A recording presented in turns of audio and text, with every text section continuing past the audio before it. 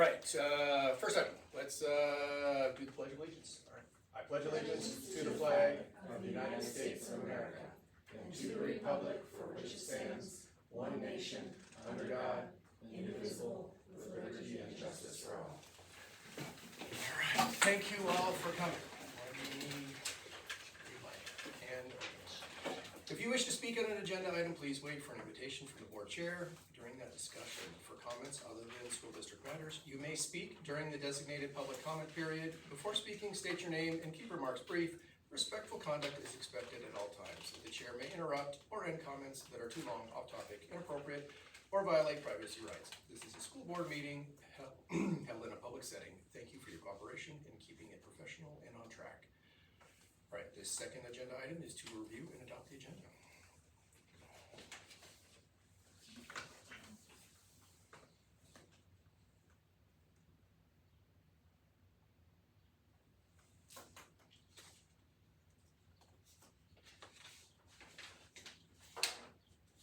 I'll make a motion to approve the agenda for the July 8th, 2026 special board meeting. Did you have a second? Second that. All right, having a first and second to approve this agenda. All those in favor, please say aye. Aye. Aye. Motion carries. Line item 3, public comment. Do we have any public comment? No public comment. Moving on. Agenda item 4, approve the minutes from the June 23rd, 2026 meeting.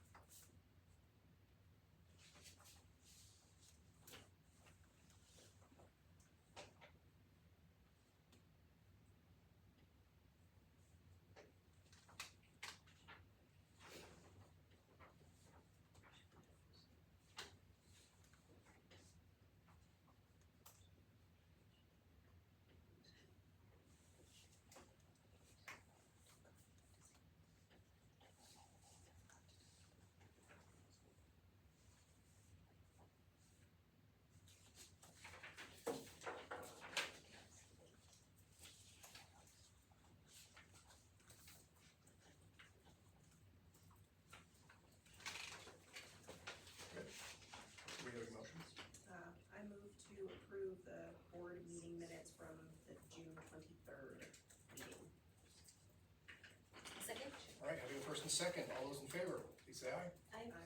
All those opposed? No one is opposed. Motion, aye for myself, and motion carries. All right, the next item on the agenda is to acknowledge out of district students.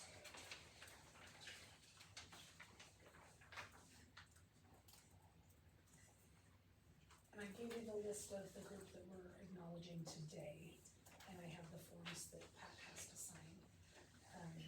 We can either accept or acknowledge, so we acknowledge instead of saying we're,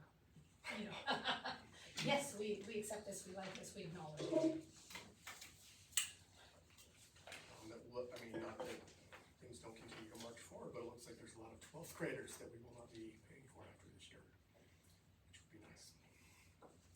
And there's only 3 new ones to the list from that, or not only, but there are 3 new students to the list from last year. For Frenchtown. Okay. So the net increase of incoming students? Outgoing. Outgoing. Oh, okay. Outgoing is 59. Got it. And I think some of that was because of they aged out of the pre-K. So since the Frenchtown does not have that, they come here and then they left. I think.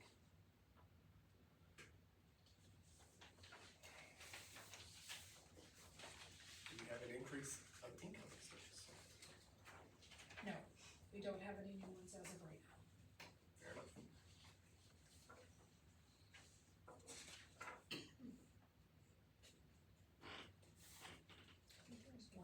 lost one. I think there was one more in the roll. Oh, there is a brand new one because an ELP student, so I apologize, yes, a third brother. Yes, thank you. Love it.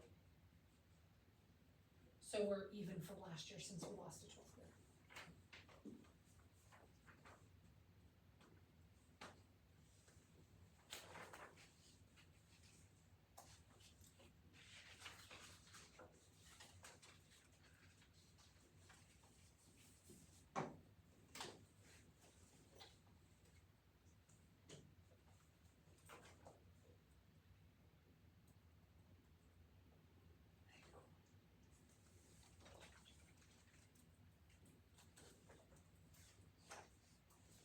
And if you notice on that list on page 2, there are 3, 4, 5 on the back that we don't have the full forms for, so we will have to acknowledge them eventually, but that's just the entire list I've gotten letters for so far. So you might see another acknowledgement for 5, and that's just from this list. Do you receive communications, input on why people are making decisions? Last year during the strategic planning, Hatton did some checking into that. A lot of what they found was, convenience, working in Missoula, traveling Yeah. to Missoula, those kinds of things. There was an exodus about 4 years ago with the principal, and Yep. once they went, those families have stayed. Yep. So that was another big one, and then, she heard also opportunities, for some sports, for clubs, and for, classes, like high school class options. And so that's why we really tried to boost that with Yep. adding MTDA and those kinds of things this year to really start showcasing that. Okay. Yeah.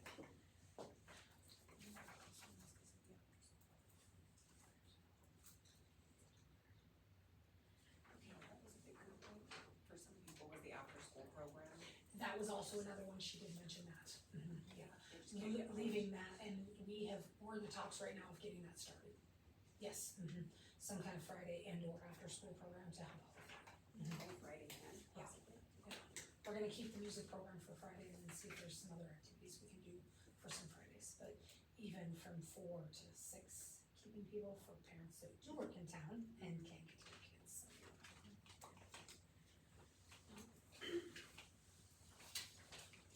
So, I guess we could, I'll move to, acknowledge the list of outgoing students.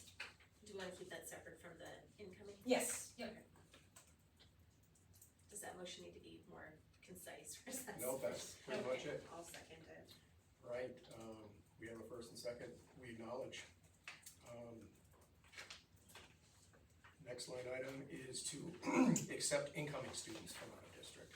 So this is the list of students that I sent the forms to with a letter from me saying, that I needed the form by August 12th, or by August 1st. And so I've only gotten these 3 back, these forms completed. So after I mailed everything out, I sent another email, and then next week, what I don't have, I will call each of those families. I've talked to all these families plan on coming back, it's just getting the paperwork in our hands from them. Yeah. And we have to have that by the August 12th board meeting, so they can start school on the 19th, otherwise they can't start school, because we had an issue last year with a family that couldn't start till September because their fall was like. So I will call, and I even said to Clay today, I might just have to drive around to some of these families and pick up the forms for them, so we'll figure it out. I did make the mistake of not putting an envelope in there, like a stamped envelope, and I'll have to do that next year, I think, cause maybe that would be easier, Yeah, yeah, so.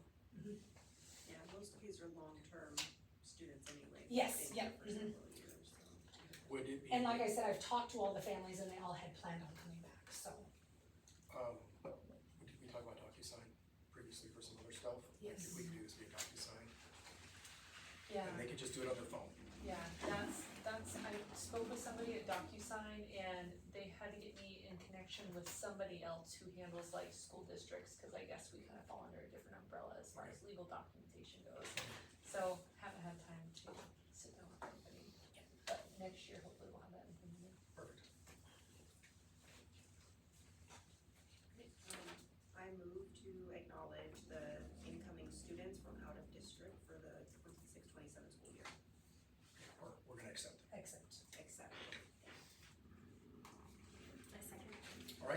first and second. Do we have to vote on this, or is it just we're accepting them? No, you have to say. Okay, all those in favor, please say aye. Aye. Aye. All right, all those opposed? Motion carries. So, welcome, all of the students on this list.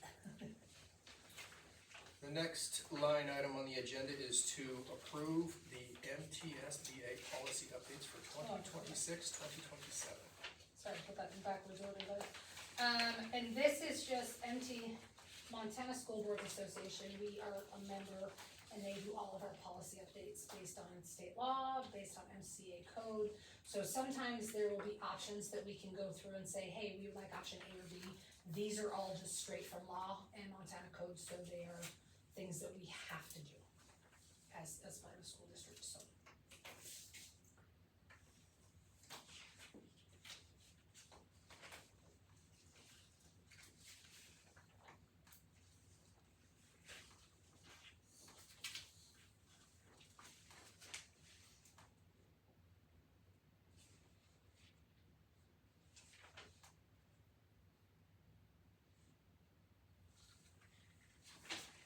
Should say state and federal law, cause the military leave all of those leaves for federal law changes.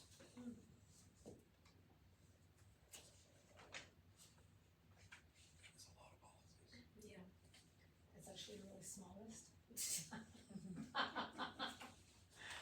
In a legislative year, we'll have 100 to 150 policies that we'll update, so yeah. So that'll be next year, guys. Hopefully I don't have to. Have you observed anything that was extraordinary or? Nope. If there ever is something big that is going to affect our daily function, I will print that full policy for you guys to have to look at.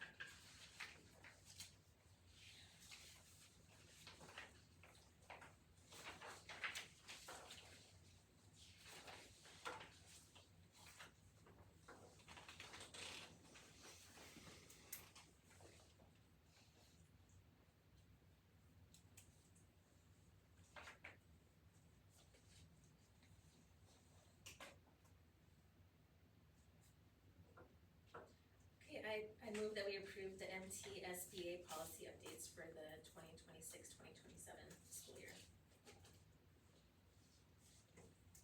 I'll second that. Right, having a first and second to approve the MTSBA policy updates for the 2026-2027 school year. All those in favor, please say aye. Aye. Motion carries. Next line item is discussion of the Alberton admission statement. This has been a question since I've been here, that Alberton students do the thing is actually in our mission, but most people can't describe really what that means or why it's there, and so, all of our things that we did this year, we didn't talk about that, we talked about the safe, respectful, and responsible, and those are our three universals, and so we just wanted to clean this up a little bit before we do our full strategic plan, have it in there, everything else is the same. But do the thing, is something that no one could really tell me why or what we were doing that for, so, yeah. We would like to take out do the thing, cause we do all the things. Is there any comment from the public? We did the thing. And you can continue doing it without stating it. It's implied.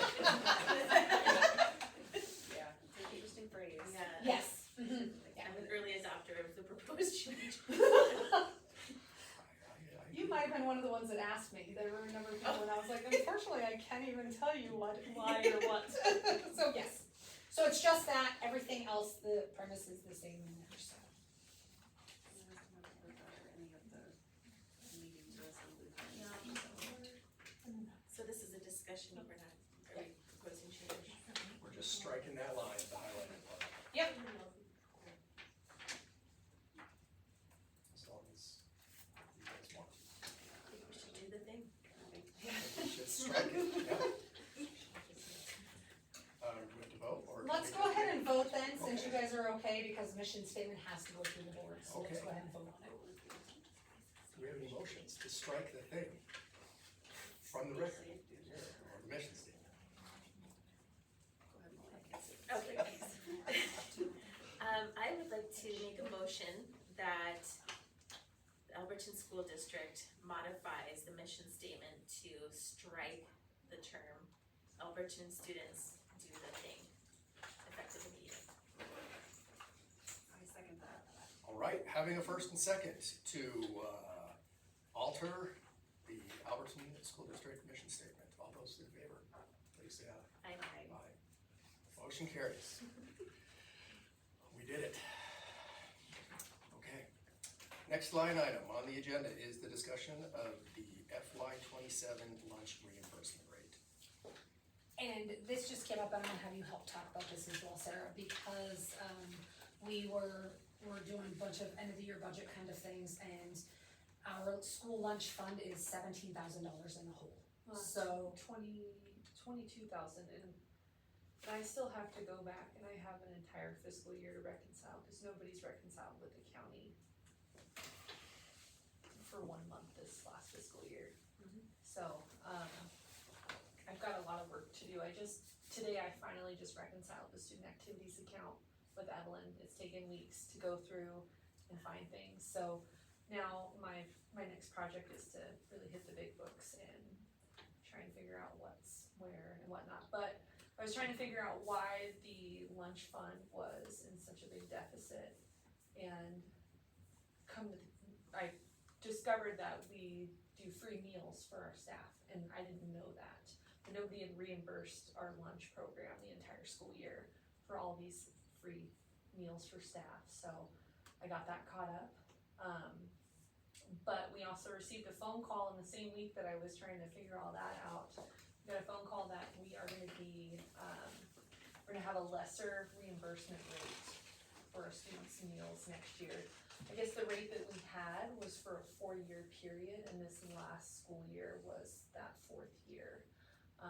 And the gal was trying to explain it to me and Miss Sear on the phone. I need to find some like paperwork to kind of better understand how the reimbursement rate works. But essentially, it sounded like we had a reimbursement rate of somewhere around 74%, and it's gonna go down to like 54% per meal. for the So, students also, so yeah. we'll owe more on that. Well, we don't get any reimbursement for adult meals. Adult meals have to be spent, out of our general fund. We can't pay for staff meals with federal money. So, we're just something I wanna just bring to your guys' attention that we might wanna look at or discuss. Cause it definitely is gonna affect our general fund, and our budget for next year. Wow, so this is coming from the state or the feds that the rates reduced? Yeah, it's a federal reimbursement rate. Oh, okay. Yeah, and I think it has something to do with, like I said, I still need to gather some more information on it. It was a little confusing, her explaining it over the phone. I think it has something to do with like how many meals we prepared, like how many meals the students are eating, cause Evelyn will report how many meals, breakfast and lunch were provided and served to the students every single day. We have to report. So I think that dropped us in a different category for a reimbursement rate, cause there weren't maybe as many meals served. But again, I still need to gather some more information for you guys on that. It's still kind of cloudy. But yeah, just something to think about, and then I'll bring some more info probably the next board meeting. And I asked a few people, and it sounds like, and Pat and I kind of talked about this, is like, it was one of those things for staff, like, hey, like, free meals is something, you know what I mean? Kind of a benefit kind of thing. But it's about $5 a meal, is that what they say for adults? $5.16 And so to right figure now. every one of those, like, we're paying for, and then breakfast is a little cheaper than that, so do we continue to offer free breakfast and lunch to all of our staff as one of those benefits? Do we say, okay, no breakfast, but we'll do lunches one more year and see if we can figure out what it looks like with a lower reimbursement? So I just want you guys to be aware also as we're trying to put the general fund together for fiscal year '27 as well. Do most schools offer free meals to staff, or is that a many? A lot of schools, and I reached out to a number of school districts around here, do for people that have duty. So if you have a lunch duty or a lunch recess duty, then you would get a free meal as part of that. But those not also have to be reimbursed from by the us. district, Mhm. because you're preparing food with federal funds. Yeah. That's set aside, it's designed to feed the students, not the staff.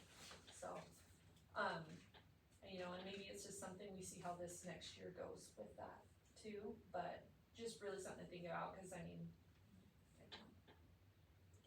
I'm open to suggestions, I don't wanna upset anybody though either, I know this has kind of been, it's a perk for our employees as well, so That's important. it'll just be managed a little bit differently this next year. And tracked, like monthly, for us to be able to say, okay, wait, this is how much it really is happening. And with less reimbursement, we've also met with Connie though, to just look at, like, how are you spending money and how do you know what your budget is? And she's like, just buy Nobody's ever whatever. given her a She's budget. never had a budget, Oh. like, and so now somebody to have a budget for Connie to say, this is how much you have every month, or, you know, and track that a little bit better also, so we're not in the hole for food, that we're able to cover. And the reimbursement comes in like monthly, you know, and from like, just talking with Connie, it sounds like it's enough, so I just, it's gonna be less this next year, but I don't know, I think it's something we can probably figure some stuff out, so. Do we have any feedback from the Yeah. attendance today about that? I was here when it was just with you had duty, and then I was here when everybody got it. And as a teacher, I think it is a very nice benefit, and then one of the nice things about it is that all the teachers eat together in the cafeteria, and that did not happen before. Okay. Yeah. That's cool. That's a really good point. And then the kids see you there, so there's not as many problems, because all the people are there. Whereas before, it would just be the two teachers, or one On teacher who duty. was on duty.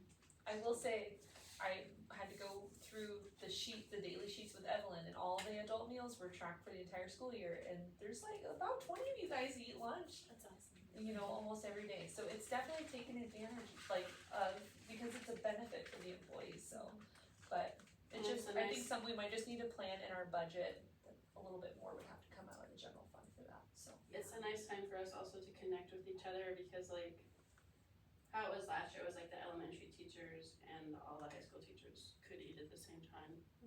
So we don't normally get to talk since we're in different buildings, but I think that helps a lot with like staff collaboration and happiness, Yeah. joy. Yeah. Just getting to know each other.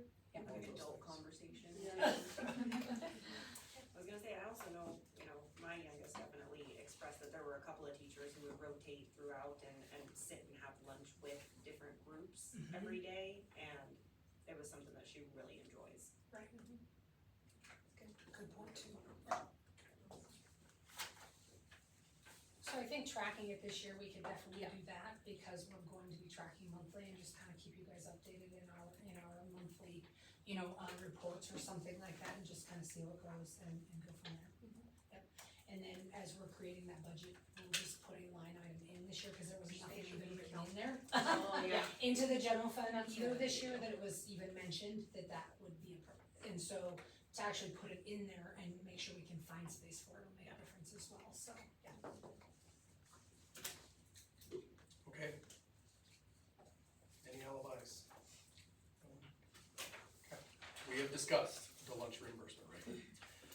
All right, the next item on here is to interview candidates for the open board position, and we have one candidate, so it's to interview one candidate.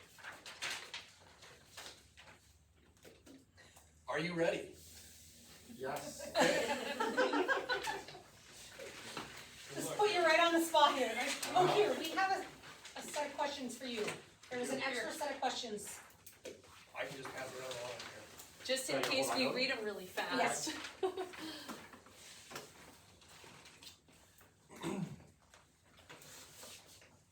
All right, would you like to introduce yourself to the crowd here? Sure.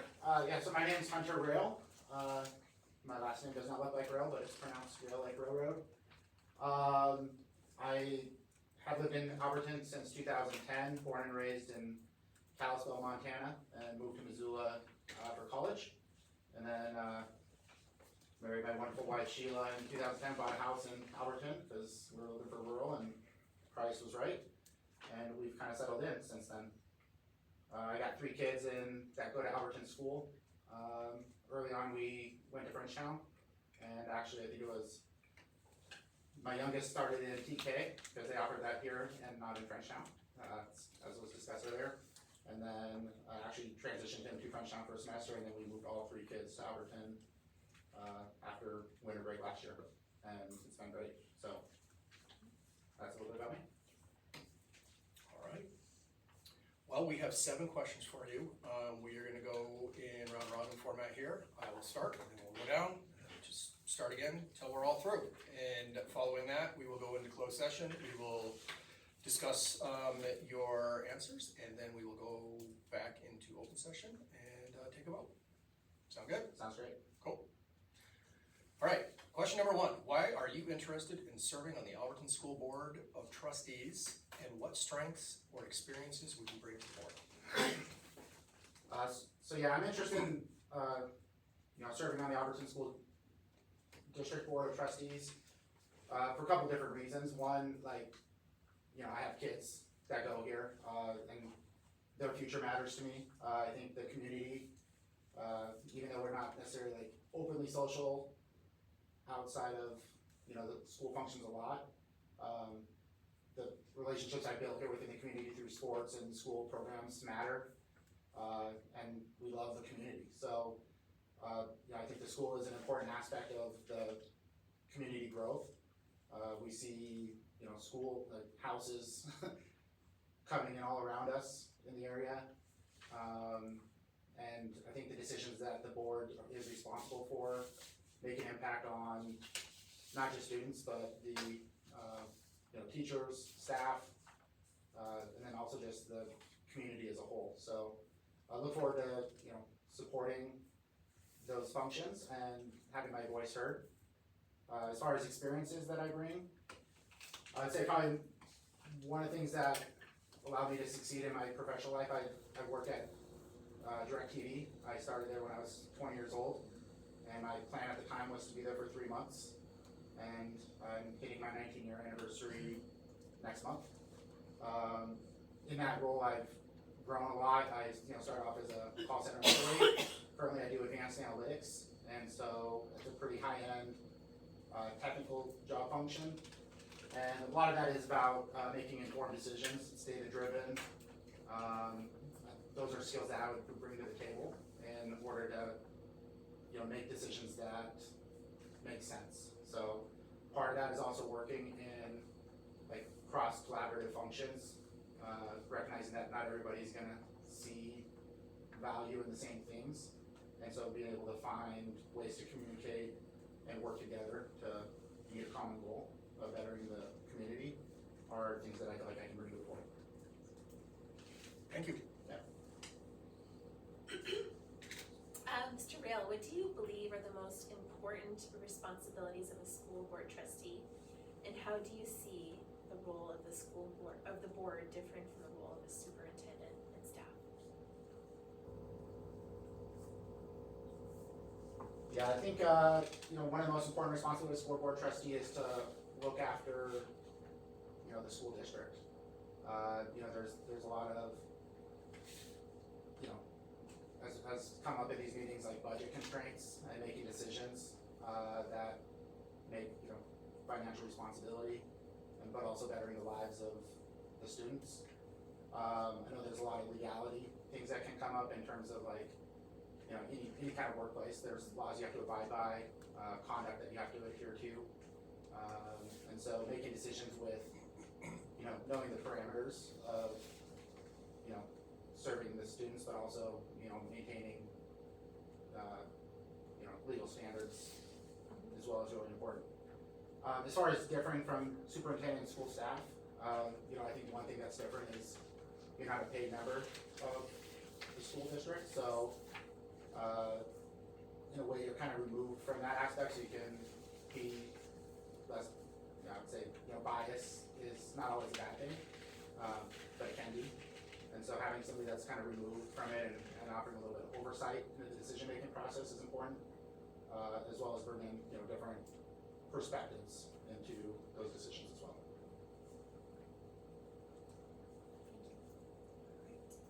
So school boards are often required to make difficult decisions involving budgets, personnel, and student programs. tell us about a time you had to make a challenging decision and how you approached it.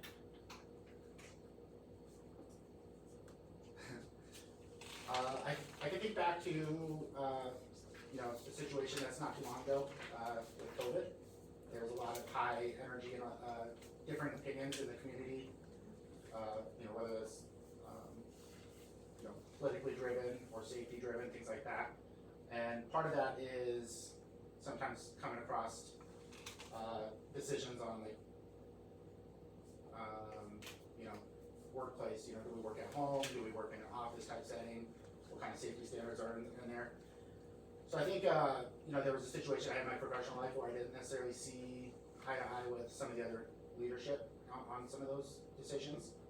And so part of that is, you still have to get along and work together, but at the same time, you do research and feel strongly about your convictions and things like that. So I think, in terms of difficult decisions, some of it is knowing that you might be in opposition to somebody that you might hold in high regard, but still having to, stand up for what you believe in.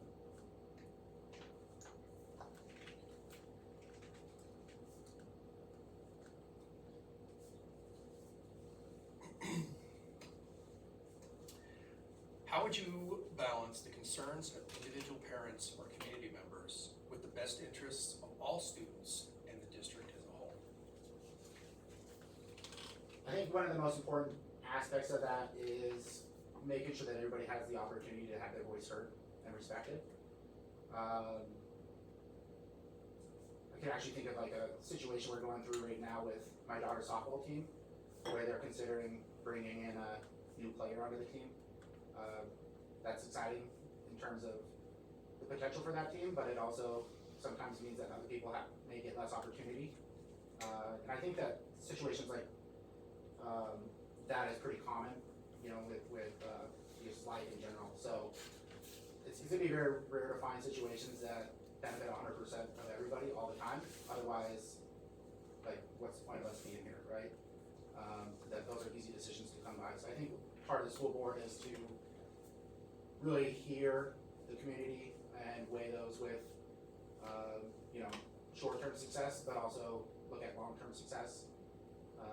Identify the things that are a necessity in terms of like, safety matters, making sure people feel comfortable and have a spot that they can thrive in.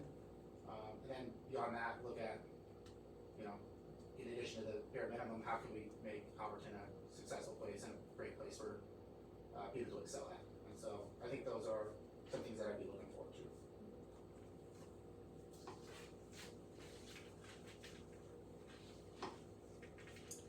Okay, here's, what do you see as the greatest opportunities and challenges facing Alberton School District over the next 3 to 5 years? I think this is probably the same thing that is probably an opportunity in a lot of rural areas is like, financially, it's a difficult spot that we're in. We have, I know when we bought our house, it was cheap at the time. Housing is virtually impossible right now for new and young families to afford. And part of that is, obviously directly impacts enrollment numbers that we get government funding on. Just the discussion earlier about staff lunches is a perfect example of that. I know when that discussion was being asked, and personally I was thinking like, I don't think I've ever been a part of any professional workplace that had free lunches. Like that's a huge benefit that just doesn't exist in general workplace settings. Obviously there's a cost associated with that. And so I think that's gonna be a lot of it is, our enrollment numbers are low. It's open district, which I know has some challenges. I think it's actually, there's a lot of pros to it as well, in terms of maintaining like certain standards where you create a community where people want to be at. It kind of forces your hand in those aspects, and so I think there's a lot of, with general competition, you have to put your efforts and thoughts and attention into things that make a difference, that, puts together an attractive package for existing families as well as incoming families.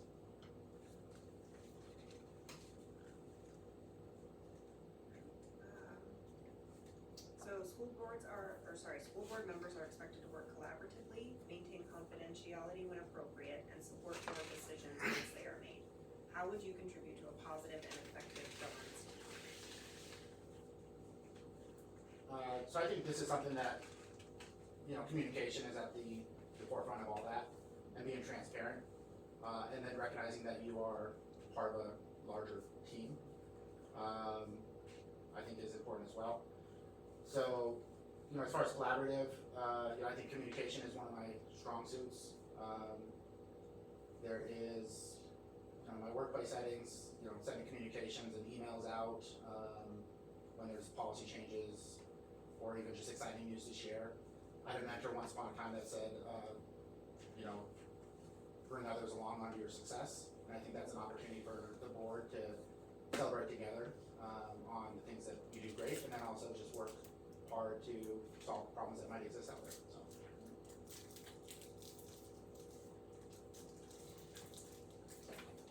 Alright. Last question. Is there anything else you would like the board to know about you, or do you have any questions for us about serving as trustee?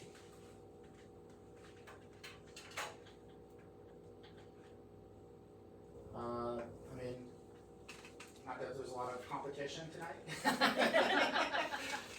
But got a chance to talk to most of you guys over their, you know, different school board meetings as well as school functions. I know, I guess last year I had the opportunity to do the scoreboard job at the basketball games, which has been really fun. We got to meet Ray. He was the one that actually kind of introduced me into applying for the open vote election, even though I didn't get selected. We had some amazing candidates that did.